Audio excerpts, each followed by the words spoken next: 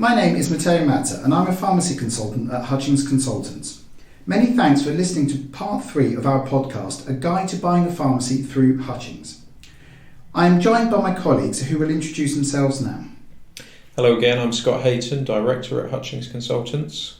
And I'm Paul Steed, Senior Pharmacy Consultant at Hutchings Consultants. This is the third of 3 podcasts we have produced in order to assist buyers in understanding the process involved in buying a pharmacy business from Hutchings Consultants and covers what happens after your offer has been accepted through to completion. It is intended to be a general guide only, as each pharmacy sale is individual but should provide an overview of what are the component parts of the sale you should be aware of that make up the transaction. We will cover briefly anti-money laundering, deposit exclusivity letter, heads of terms, NHS Fitness to practice and change of ownership process, as well as the legal due diligence process and the importance of communication throughout the sale.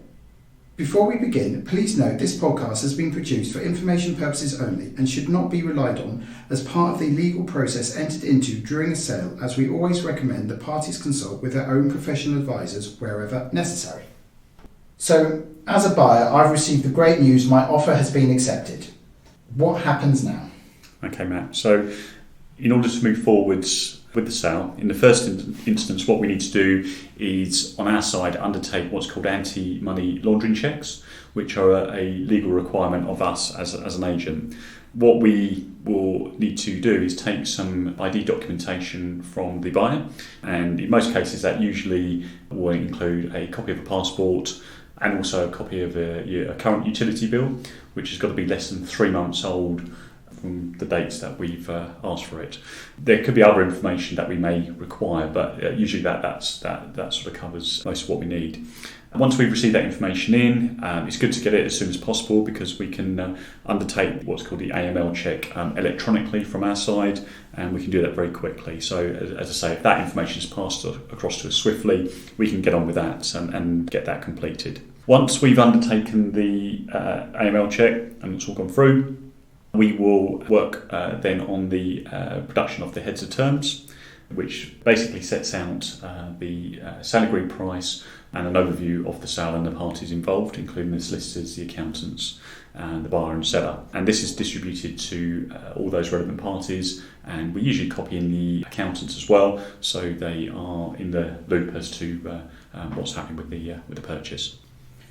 I understand there is usually a deposit paid at the outset of a sale. Can you explain this a little more, please? The deposit is effectively paid by the buyer in return for a period of exclusivity that's normally 3 months. So we'll draft this out. You'll have a copy of this in advance of submitting the offer, so none of it comes as a surprise, but we'll get that drafted to reflect the buyer's details and seller's details. Send that out. That needs to be signed and returned to the buyer's lawyer, and obviously the buyer needs to put their lawyer in funds so that they can be transferred across to the seller's solicitor, because that's where ultimately they're going to be held. There are some instances whereby that deposit money is returnable, but we won't go into that detail here. It's all in the form. But in return for that deposit, as I say, you get a period of exclusivity. It's an opportunity for you to get the sale progressed. So after that, what else do I need to do at this point? So as a buyer, it's really important to start to move sort of swiftly now, and you'll need to formally appoint your solicitor to act for you. They may be required to undertake similar anti-money laundering checks that we do as an agent. So again, the sooner that you're in contact with the solicitor, the sooner that process can begin as well. You'll need to make contact with your accountant and obviously inform them that you've had an offer accepted, and really sort of have a discussion with them as to what level of financial due diligence you may wish them to undertake on the transaction. So those are the sort of 2 sort of key contacts you need to make swift contact with. Certainly as well, in terms of your bank or finance broker, you need to be in contact with them again quickly, because what we'll be looking to do is see a bank valuation undertaken as an early stage as possible in the process. In terms of the bank valuers, just wanted to sort of touch on that really because they're busy people as well. It may take a week or two before they can actually attend the pharmacy to undertake the valuation. Once they've actually done that, they'll need to complete a report. And that report, in our experience, usually takes them around sort of 10 days to complete. They're very, very sort of detailed reports. Those reports then go back to the bank and then usually a copy on to yourself as the buyer as well. Overall, though, that timescale from when they are asked to attend the pharmacy to when that report is produced can take up to about a month. So that's why we're looking to see that valuation booked as swiftly as possible. I think it's just important that you're in touch with all of your advisors, your accountant, your solicitor, your bank, your broker, whoever it might be. You've fulfilled any requirements that they've got in terms of anti-money laundering, because they'll have exactly the same requirements as us, and that you're encouraging them to communicate with their counterpart on the seller's side as soon as possible, because the two accountants need to be talking to each other, the two lawyers need to be talking to each other. Am I correct in thinking that there's also some NHS regulatory forms that may need to be submitted as well? Yes, that's correct. If it's an asset sale, then there will be usually a requirement to change the name that the NHS contract is sitting in. So that will go from obviously the current owner's name into the new name, whether it be in your personal name or if you're going to trade as a limited company into that name. So there's that process to go through. There may also be a requirement to undertake a fitness to practice application as well. That all adds to sort of the time scale for these sales to go through. And as we sort of touched on in the first podcast, in terms of our ability to speed up that process, it's very, very limited. So again, in conjunction with speaking to ourselves, those applications should go in really usually as quite an early sort of stage as soon as you put the deposit down. The lawyers start moving things forward. Get those forms from the NHS. It can be downloaded from the NHS website. If you're not sure which ones, then you can always ask us. But they need to be worked through. Certainly the fitness practice is quite a lengthy form. You may need some input on the change of ownership one from the seller. So we need to get those finalised, make sure that they're correct, and get them submitted as soon as possible. But just to stress that it is down to myself as a buyer to get that done. Yes, yeah, absolutely. I mean, we're happy to assist and add sort of guidance wherever sort of possible. But essentially, that's your application as a buyer. It's for you to complete that process and also sort of chase that through as well by keeping regular contact with Capita, who oversee the market entry process. Okay, so can you now please explain the role of solicitors in the purchase?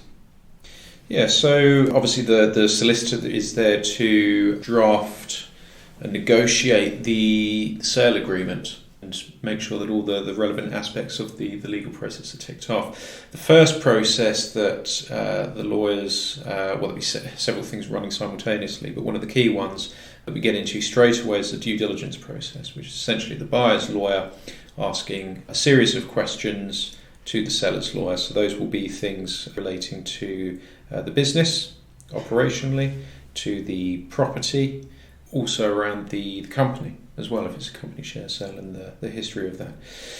So the buyers and their accountant will need to formulate all those responses, get them back to the buyer's lawyer, they'll review them, and once sufficient information is gathered, then that allows for the drafting of the sale purchase agreement. That goes into circulation, is negotiated backwards and forwards until it's in an agreed format, and then you're in a position to either exchange contracts and legally complete simultaneously, or if there is an NHS change of ownership, that might be actually split out so that you exchange contracts, sign on the dotted line, so to speak, subject to a number of other factors, such as NHS applications being granted and potentially even lease assignments being granted.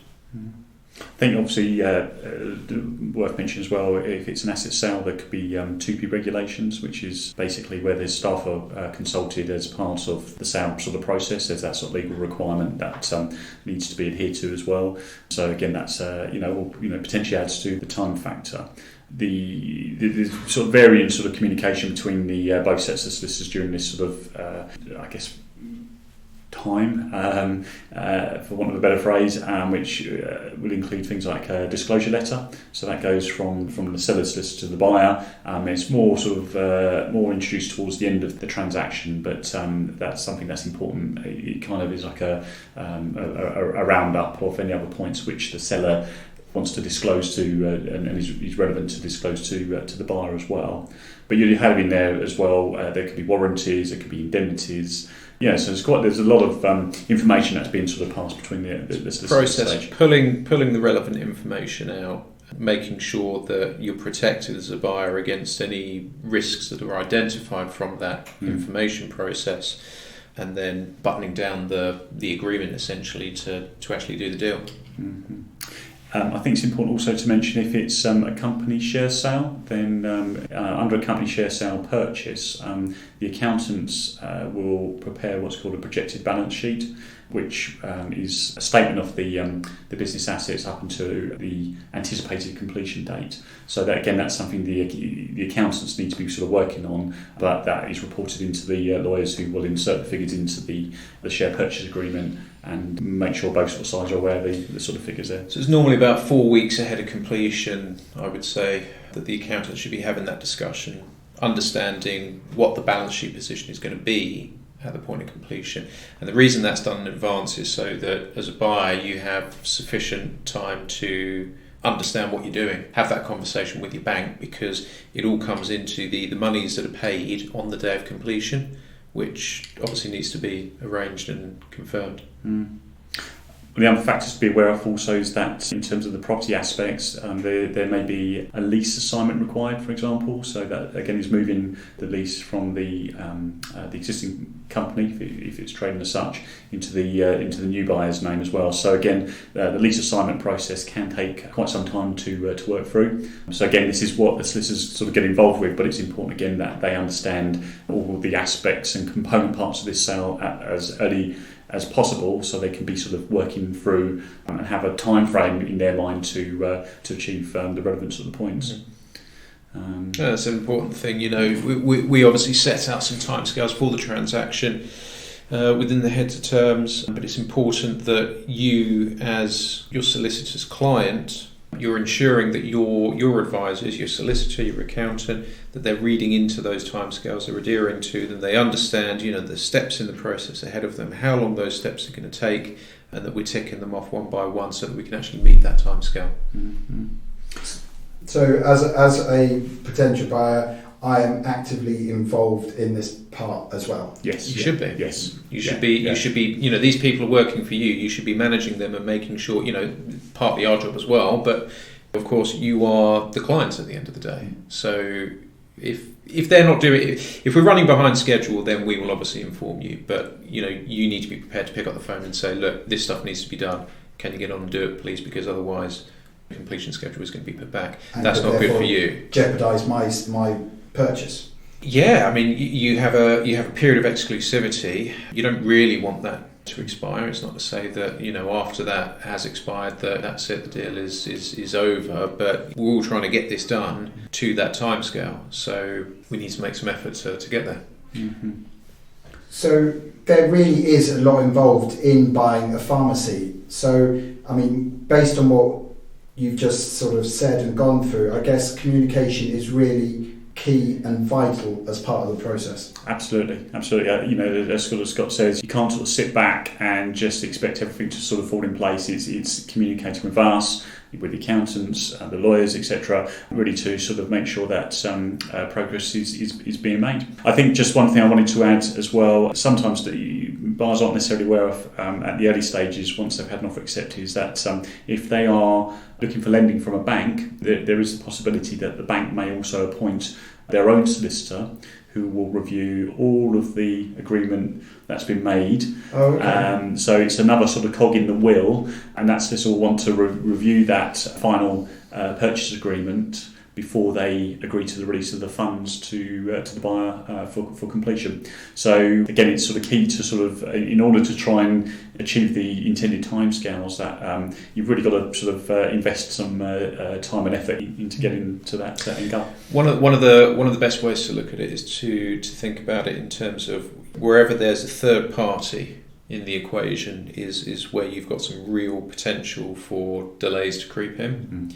So if you think about it in terms of where the NHS is involved, where there's a third-party landlord involved, where bank operations for the lending start to move away from your relationship manager, it goes off to credit team. None of us have got any contact with that department. So in that sense, if you've got a broker on board dealing with that, then they've got a route in, and actually they're going to be chasing that element for you. So that's coming back to what I said in the first podcast. Great idea to have a broker dealing with that element of it for you. They're going to chase all of that up. But just to kind of think of it in that element gives you an idea of where the possibilities are. What are the target areas that you really need to kind of keep an eye on and keep chasing from an early stage to make sure that you don't find yourself missing that completion date and the sales dragging on. We've now come to the end of this podcast, and I would just like to say thanks to Scott and to Paul for your contribution, which hopefully our listeners will find useful. As mentioned, this podcast should only be used as a general guide only, and we recommend you consult with your various advisors throughout the purchase in order to ensure that all relevant areas are suitably covered. Best of luck with your purchase, and we look forward to working with you.